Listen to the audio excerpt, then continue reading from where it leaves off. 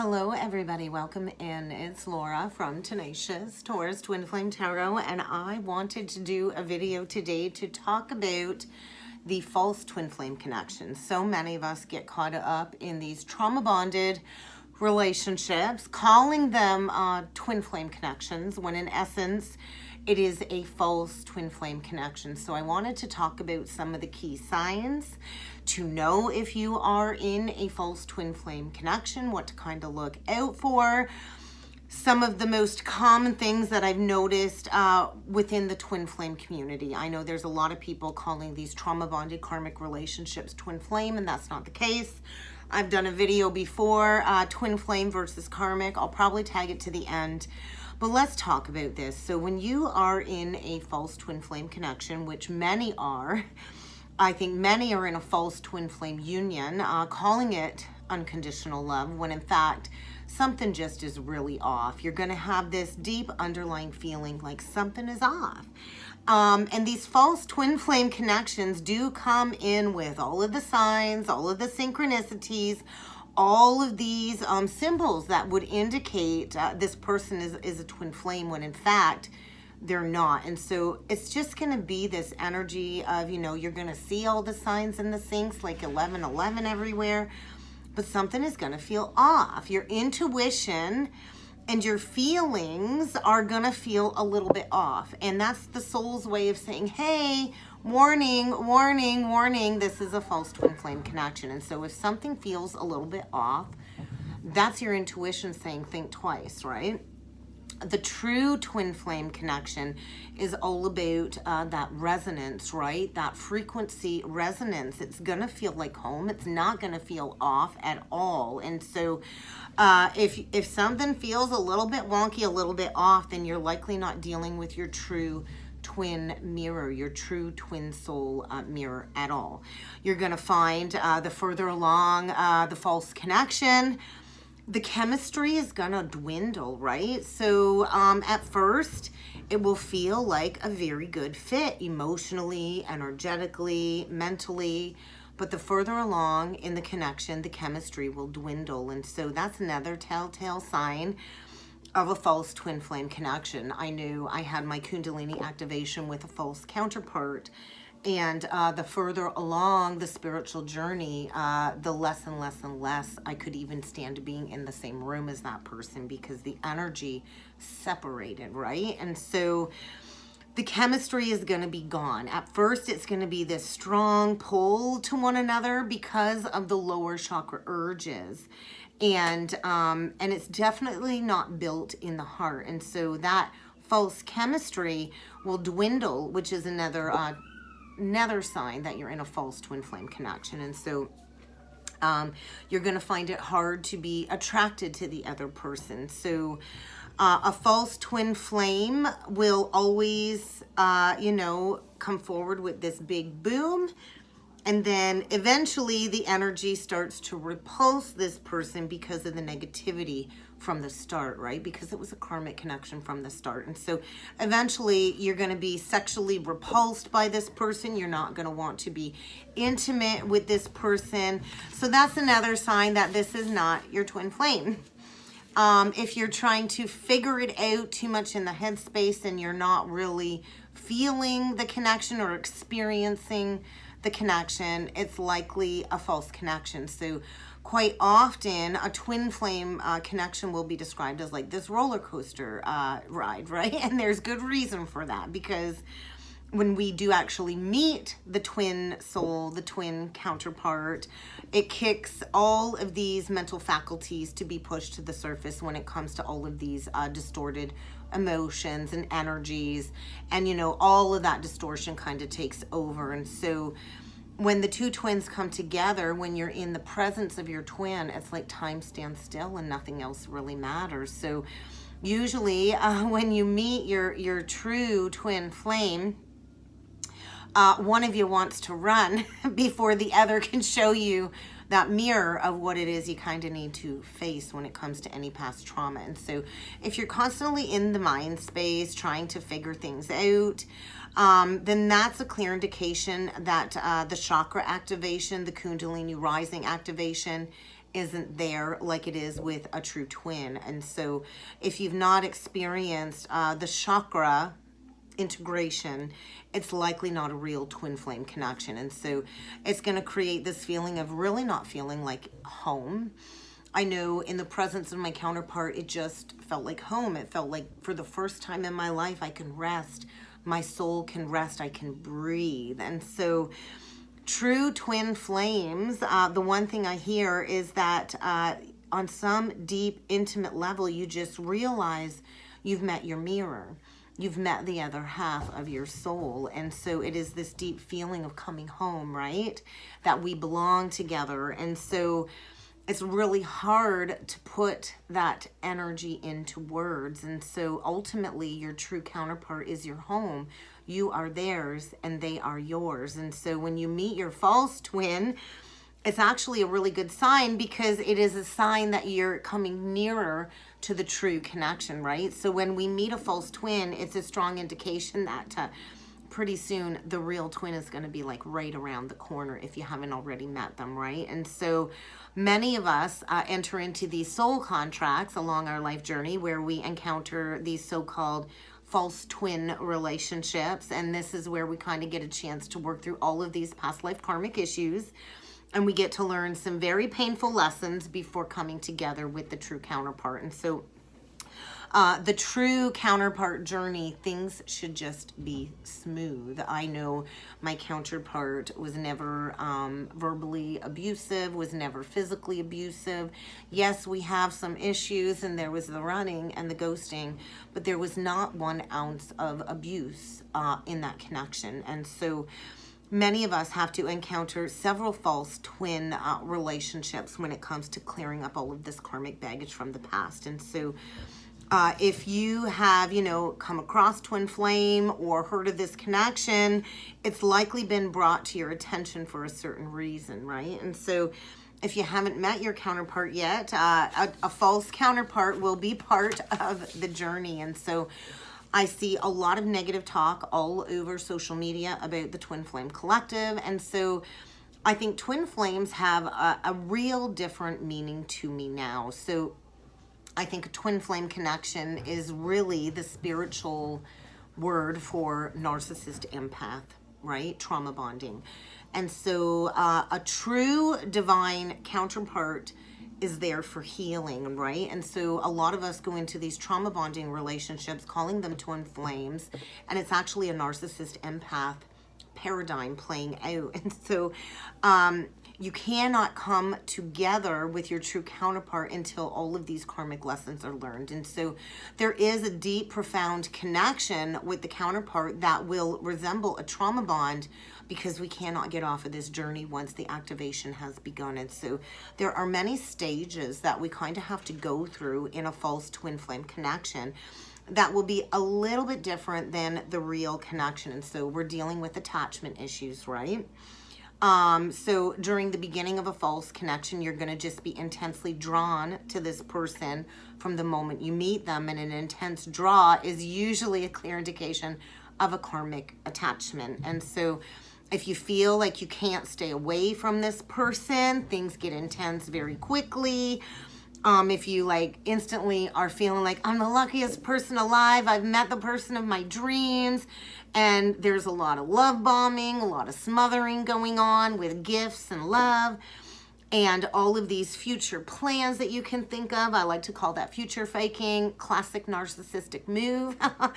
Or, this person will tell you you're the one they've been waiting for all of their lives. I've been waiting for you forever. Oh my God, you make me whole. You make me complete. And so this creates a very toxic, negative attachment, right? With all of that future faking. So that's another clear indication of a false connection, right? And there's going to be all kinds of turbulence in the false twin flame connection. Things going to get heated. There's going to be all kinds of behavior coming up that is definitely not okay. There could be cheating that comes up, manipulation that comes up.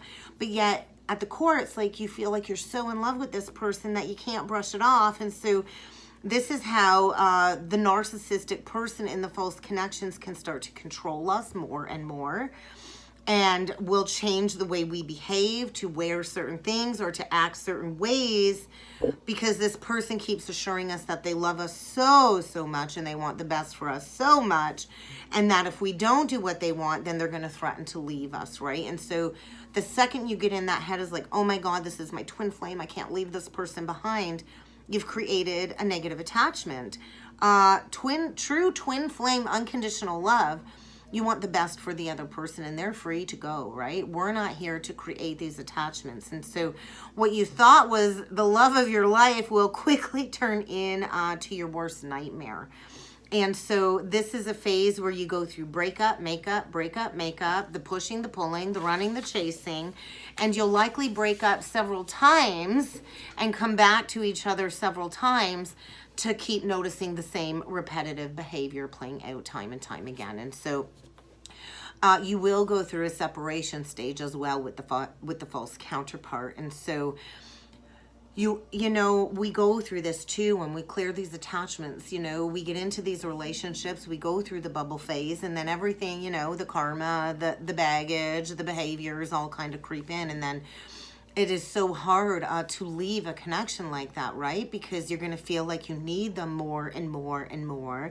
And because of the trauma bonded attachment, you know, this connection is very deep at the soul level, but it's like a soul tie. And so likely during the separation stage, the false counterpart will do something unforgivable and will leave you likely totally heartbroken. And so this is where we choose to leave these situations, right? Because when we are separated from our true twin, let me tell you, it is worse than living in hell. It is awful to go through the dark night of the soul, especially when you have no idea what happened to this connection.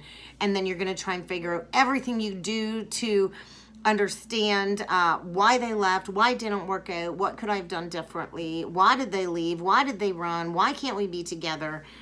And so we do go through separation in order to face all of our past traumas, right? And so I feel with the false connections, you have to also go through periods of running and chasing and separation to understand how you got so attached to a toxic person like this, right?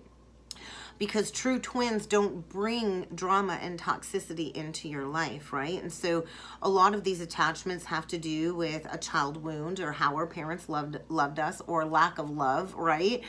And so separation is always a time to figure out who we are at the core and what caused the separation. And so during the trauma phase of the false connection or even the trauma phase of the twin connection, this is where we do that deep inner child healing and we get to the core of all of our shadows, right? And so this is the phase of the journey I like to call the dark night of the soul. So for myself, the dark night of the soul lasted about 9 months. You think of the Empress energy, it takes 9 months to birth a baby in darkness, right? That child, that energy is being birthed in the womb, in the cosmic womb, in the darkness. And so you will know that you are on a true journey when you do go into the dark night of the soul. And so once we go into this healing of all of these childhood wounds, when we do that deep inner work to understand the patterns, then we can really start healing. And so what we're doing is we're healing our broken heart with the counterpart, right? And so many of us too in separation will go into karmic contracts to cord to these people to allow us the energy to get through the dark night of the soul. And so many twins come here to learn lesson after lesson, and you will not reunite with your twin until you have started a healthy relationship with yourself. And so many of us have, you know, done a lot of relationship healing along the journey, and then we meet our counterpart, and then that final layer comes up for healing. And so we cannot come back together unless the counterpart's done the same healing work, right?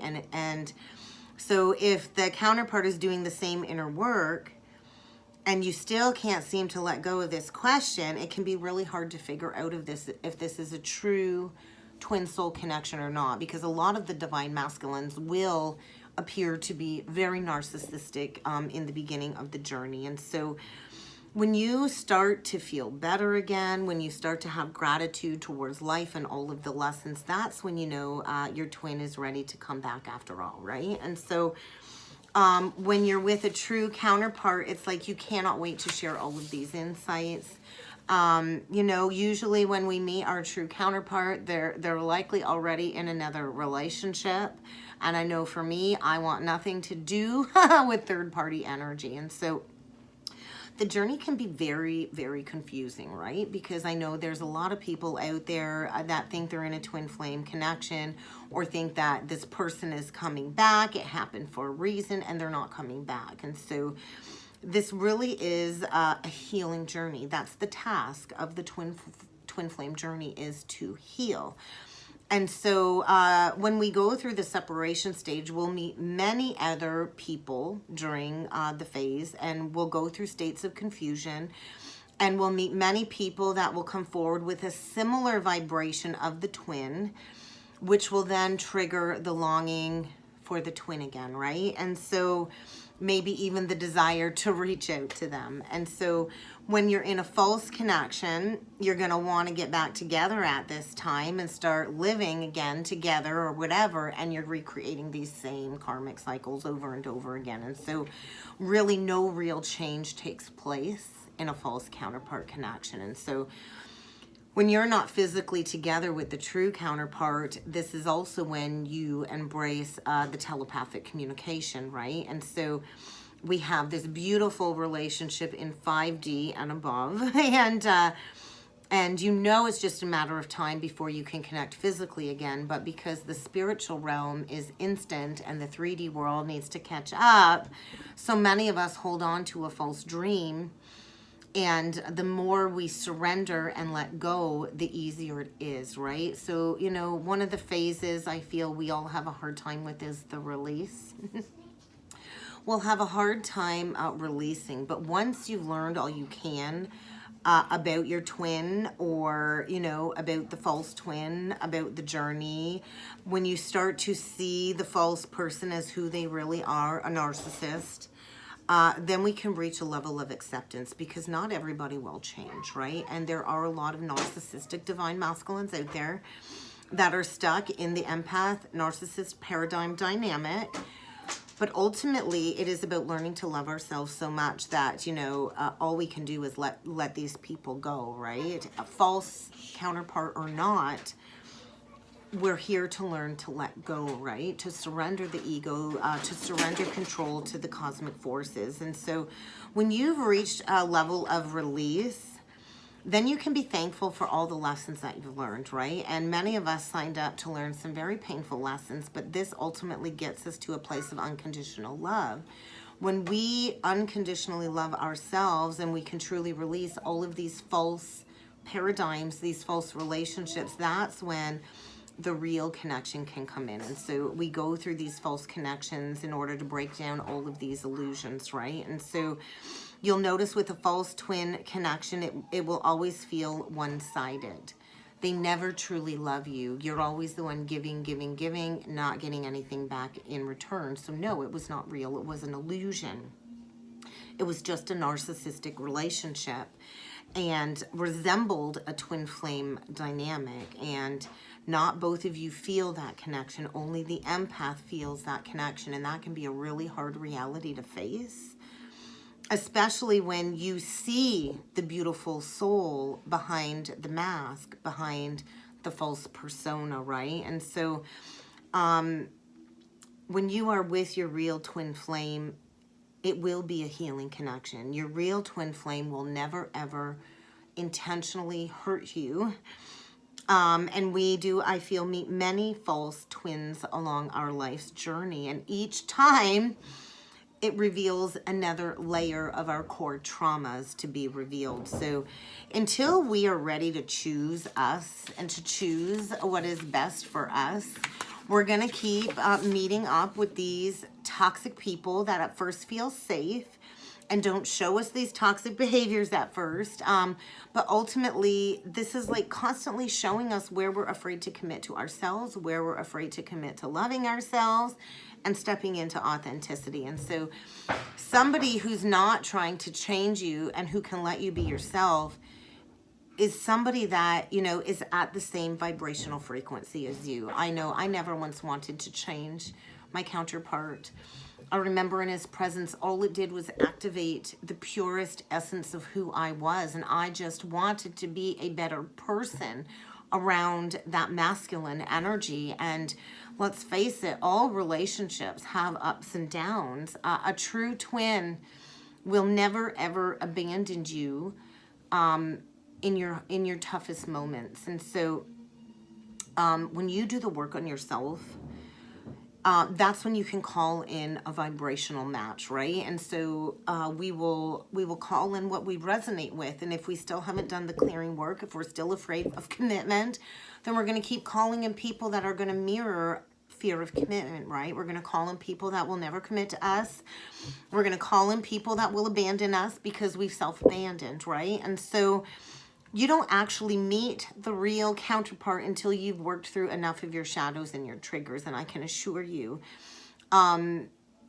you have to go through many false relationships in order to be ready for the real twin to come in your life. Because when they do, it's like a blast, right? A big blast of breaking down all of these false beliefs, a big blast of having to close out all of this karma from past life and embracing these lessons that the false twin will teach you.